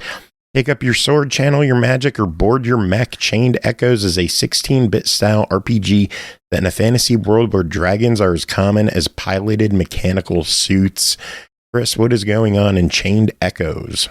Okay, so Chained Echoes. I'm really glad this is my only game this week, because I've been playing the hell out of it. So I started on the Steam version, which is the one I was provided with for review. And then the first day it was available, which was like a couple days after I got the Steam version, I bought the Switch version and started playing that. And then wait, seriously? Yeah. For full price? Yeah. Well, if you did it, then I'm going to do it. Damn it! Shit. And yeah, I passed where I got to on the Steam version, and then went on further than that. So I'd say I probably put about like 10 hours, 12 hours into this one now so far. But a lot of it was kind of going over parts I'd already gone over. So anyways, I just thought I'd say, I'm really gonna take my time with this one. Okay, so every once in a while, for some publishers, once a month, a game comes out that is, designed from the ground up to kind of remind you of the stuff that you loved back in the 90s, like, your Chrono Trigger style stuff, your Final Fantasy style stuff, using, usually real, obviously tile-based kind of sprites and backgrounds and things like that. I'm not going to call out any particular publishers, but let's just say a person would not, I would not blame anybody for looking at a game like Chained Echoes and with a little bit of trepidation of like, oh, another throwback RPG. Well, I've been burned before by, by all these games that start with the letter A. Huh? No, go ahead. Sorry. No, I was just going to say, okay, so what I want to encourage you to do is please forget about all of those other 16, 32, 8-bit style RPGs that have come out in the last 20 years and get yourself frickin' psyched for what I consider the greatest throwback RPG. That is actually it. I would rank this up there with a Final Fantasy VI with a Chrono Trigger. This is a masterpiece. Wow. We're letting that out a little early here, but let me explain. Because why do you say this too? Because like, just to get some general context, like there's one game I would like you to play later on too that came out earlier this year that I reviewed on this show. Yeah, that also scratched that itch called Rise of the Third Power. Because I would like to hear your take on it. Not saying for the review, obviously, because you can't play it right now, but I would like to hear that cross-pollination between the reviews and see what your take is. But I am going to look into this game. But now please talk about it. I'm sorry. Oh, no, that's okay. By the way, Joe, I'm posting something on Twitter from my Switch. It just says Nintendo Switch on it, but be prepared to like actually look at this or link it or whatever. Okay. I'm just going to take a minute. It's a video. It's going to come up in the review, but anyways, I'm posting one. It's a little bit of a spoiler, but it's so delightful that it's great. Okay, so Chained Echoes starts with a fake out. It starts off with a fake out of the hero, supposedly named Glenn, with two N's. That there's a callback for you. Waking up in his bedroom, his upstairs bedroom, with his mother pulling the curtains and being like, "Wake up! It's time to get up." And then you're like, "Oh, I'm waking up in an idyllic, RPG town, and my mother is drawing the curtains. I know what's happening here." And then you get up and you're like complaining about being tired and stuff. And then your mom approaches you and she's like, "I said, get your ass up. We're almost to the border." And he's like, "Excuse me?" And then she punches him. And then there's the title. Then you wake up. I like this already. Yeah. And then you wake up and it's that you are actually a mercenary on a ship, and one of your coworkers has just rudely woken you up because you're about to cross the border into a war. You're in a war right now. And so you play through this sequence of this guy. You get to learn how to fight in these super-powered mechs that are going to come up a bit later in the game. You go through the tutorial. It's a very organic, nice tutorial. And then a thing happens involving this kind of MacGuffin that is the goal of this military exercise, which is, it's not just random. It's very well explained to you, but in not too much detail. And so your guy does the thing that he's told to do, accidentally triggers an event that costs the lives of tens of thousands in the kingdom that is being warred against. He somehow survives. His best friend survives. And we don't know if anybody else survived. We know lots and lots of people died, and it's a year later now. And now we are controlling two completely different characters. We are then... so the background of this game is that there's three countries at war, right? And they've been at war for 150 years. So people have been born, grown old, and died in this war. And the princess of the kingdom up north is in the kingdom down south working for the royal guard, and we don't even know why. She's got her very noble-minded basically simp of a bowsman at her side, and you play as those two characters for a while, and you get to learn about their motivations. You learn about the political situation. It plays out a little bit like a Final Fantasy Tactics in this way, like characters, actually engaging in like politics and like talking with people and stuff like that. Also, the sprites, you'll notice right away, are animated beautifully, and this is the kind of game where, sometime in this scene, this is the kind of game where the sprites are actually like really well animated and they have special animations for things. So like you can watch a character instead of doing the thing where, a character sprite runs into another character sprite, the screen shakes, and that's supposed to indicate, oh, this character must have hit this character. No. In this game, you can watch a character like stab somebody to death, blood and everything, with their actual sword that they pull out of a sheath with their hand. And then the other sprite, to admonish them, comes up, grabs them, raises their hand, smacks that other character across the face. And you'll never see this animation again. Like, this is like Mother 3 level of unique animations for certain events, for certain characters. There is so much care put into this game. It's just incredible. And once you're done playing through that, you uncover something else that's dire, then it flashes to another character, and that character is now playing through basically the southern capital, because there's a temporary peace that was actually caused by the explosion caused by your other character. And so now there's like a celebration, and you get to play as a different character who's also kind of mysterious and intriguing.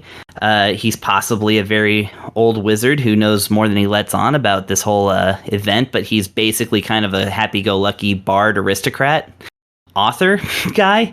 Anyways, you get to play mini games with him, and that section of the game is so fun, and it sets you up to think that you're going in one direction, and then it just goes into a totally different direction, and you're controlling a different character.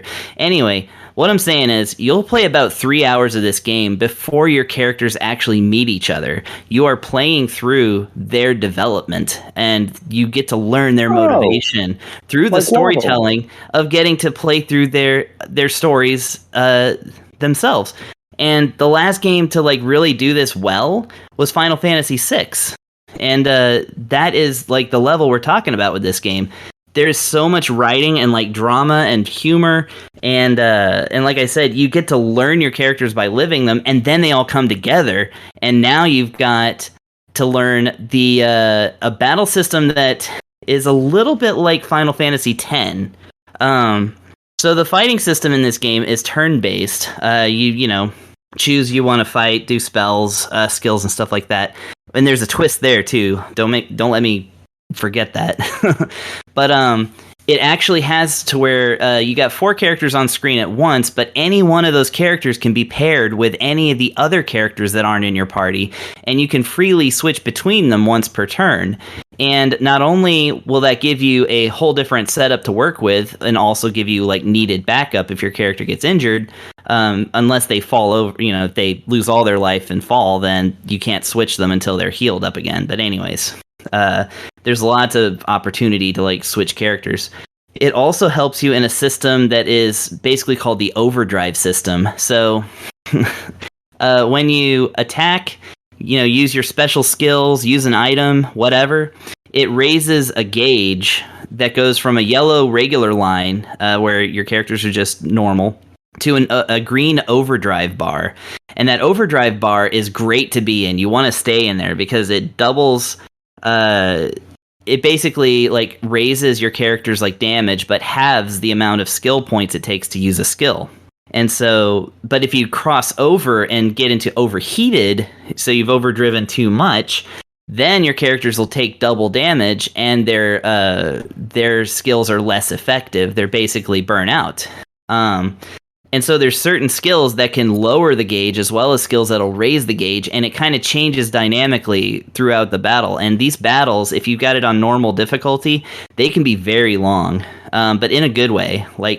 Strategy just abounds in this game. Every character has different sets of stuff they can do. You can also customize your character with freaking items that you have to fight special battles for and use up special items for. And those can be equipped to give your characters essentially a pseudo job system. So it's got a job system tucked in there too. Just going through the gameplay is just ludicrous. There's so much, and yet it's kind of simple and well presented. Man, I'm not even going to get to the treasure system, am I? So anyways. What's the treasure system? Okay, so here's the thing, is that the game, basically... So the way that your characters get stronger is not through experience points, right? It's actually got the Chrono Cross system, which is odd. You get what's called Grimoire shards, but they're just gold stars, come on. For defeating a boss, or you can actually get extra ones by doing specific, goal-oriented things. You get to join an adventurers guild. You get to, they're really, really good things to win, because you can then use them to spend on characters skill development learning new skills, not in a sphere grid or anything, but it's a little bit like that because you have to unlock a certain amount of skills on the first tier to start accessing the second tier. And you get to be real strategic with it because when you get those skills, you can then use a different skills point system, which is that you gain from just regular battles, to raise those skills levels where they're more powerful or more effective or whatever. And, that includes passive skills and also just plain stat boosts. You get all of that, but no like standard levels or experience points. So the way that you gather up these things that'll give you the advantage for what level you're in is to do things like, basically there's like goals that in a special menu, there's goals that are linked together on a grid. And if you can do one goal, let's say it's defeat 3 slimes, whatever, and then you do that, and then like next to it, there's another goal that's like defeat this special enemy, and then you do them both. Well, now you've got a combo of 2 squares that you've unlocked. Now each square has its own rewards, which includes these points. But if you link them together, then the more that you link together without breaking the connection, the more like you can actually get like more levels out of your characters. Like you can get these grimoire shards. You can also get the what's called the sacred water that lets you do a if you can find these special statues to use the sacred water on, then you can get some of those but those job like amulets that I was mentioning. So you can like actually unlock whole new jobs through judiciously filling out this grid. But here's the thing, you don't have to do that stuff. It's just there for you. Like I said, this game, it's got system upon system that all kind of reminds you of stuff from the 90s, early aughts, like the stuff that was done right, but they very deftly avoided what made any of those systems like long, drawn out, or boring. There's no grinding in this game. There's not even random encounters. You see every enemy on the map, and if you're in an area where you've defeated an enemy, they don't come back until you completely like leave the area and come back. So it's like you can fight as little or as much in this game as you want, and you can like, again, you can set the difficulty where you can, basically kneecap the enemies in the stats if you just want to run through this story without having to worry too much about, doing things. You can also jack it way up and, really get your Etrian Odyssey on. But so all that, I'm guessing you enjoyed this one a little bit. Yeah, a little bit, but I'm not done. So there's a couple of things I really have to sell this thing on.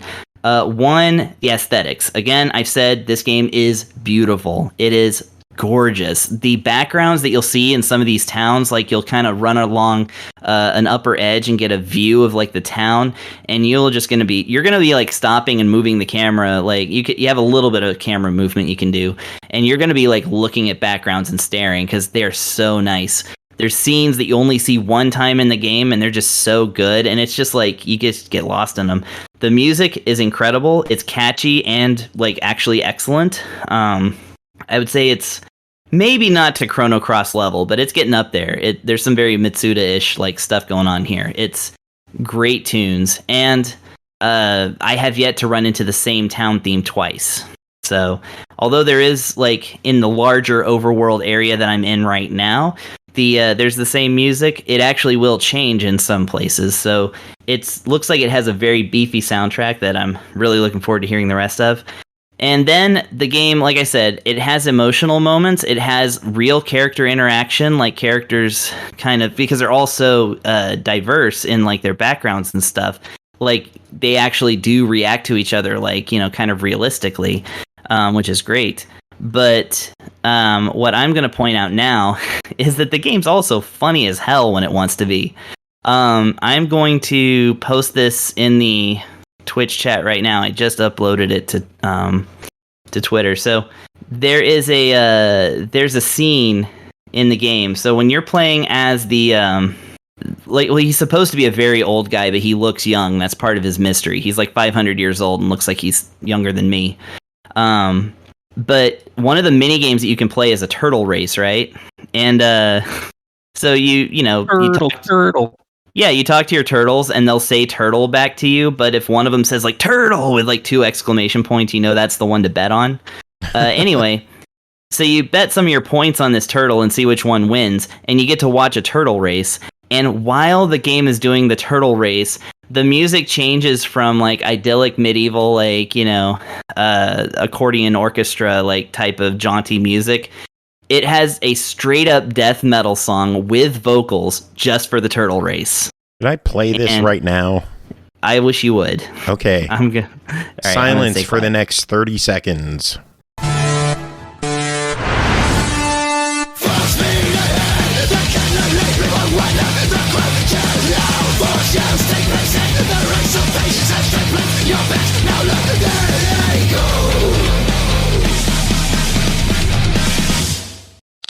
Wow. Right? Holy shit, that was fucking amazing. That was awesome. Yeah. And with that, I rest my case. For a fucking turtle race, that's amazing. Yeah. Holy shit. Well, I know the answer, but $25, what's your verdict on this one? Yes, obviously buy it. This is like, seriously, I am predicting this game is going to be huge when enough word gets out about it. Like, this is going to be the game. And for me, this is going to be the new thing against which all other like RPGs that are, pixel art and whatnot have to like compare themselves to, because this is an independent game. I cannot believe that. I can't believe it's $25. I'm going to pay $50 for a physical version on this the day it's announced. And that's on Switch where I've already bought it. So like, yeah, buy it. From what I can tell, this might be a solo developer. The developer guy's on name. Steam is just Matthias Linda. And I know the composer is somebody different. I think I saw a credit for that somewhere. And I don't know how many people worked on this game, but the work got done. There is not a shred of laziness to this game. That's the thing. This game is, again, it is a masterpiece. Every bit of this game is so worked on. Like, they did not, like, apart from, like, again, like, one part of a field might look like another part of a field, but the game does not feel like it's in any way like a copy paste job of anything else. And it, like I said, it pulls from so many excellent places and does it well and does it right, and it is its own thing. And I am not going to stop playing this game until I beat it, for God's sakes. I'm going to be definitely playing this until I beat it throughout this vacation. So, well, yeah, we're going on break, huh? Yeah, this has my highest recommendation, and in fact, I'm still considering whether this has beaten Live Alive as my game of 2022. So, well, we'll find out next episode. Yeah, when we talk about our game of the year discussion, fun shit like that. But one final game to talk about tonight is called She Wants Me Dead, developed by Hello There Games, published by RedDeerGames, released December 9th on Xbox One, Series X and S for $9.99. Lula is just an average cat who happens to be a master engineer. Her traps are intricate and require your full focus. Expect no mercy and lots of surprises. Sink into the world of She Wants Me Dead thanks to the incredible soundtrack. The rhythm is the key to Max's survival. If you let it lead you, he might see the light of day. This 2D platformer rhythm game will not make it easy on you. Pernell, what is going on in She Wants Me Dead? I missed something because I didn't pick up on the rhythm platformer part throughout the gameplay that I had. But what it did have was some pretty brutal platforming sections. Essentially, the downside to this game is that it only has about 9 or so stages. However, those 9 stages can be pretty tough. You're going to die a lot getting through them. So if you have to have like the whole concept of the massacre platformer, but want a very small dose of one, you might be okay with coming to this game. Your main character is tasked with running through a cityscape that is booby-trapped laden because your pet cat decided to somehow create them and lie them throughout the neighborhood. I don't ask questions, I just try to survive.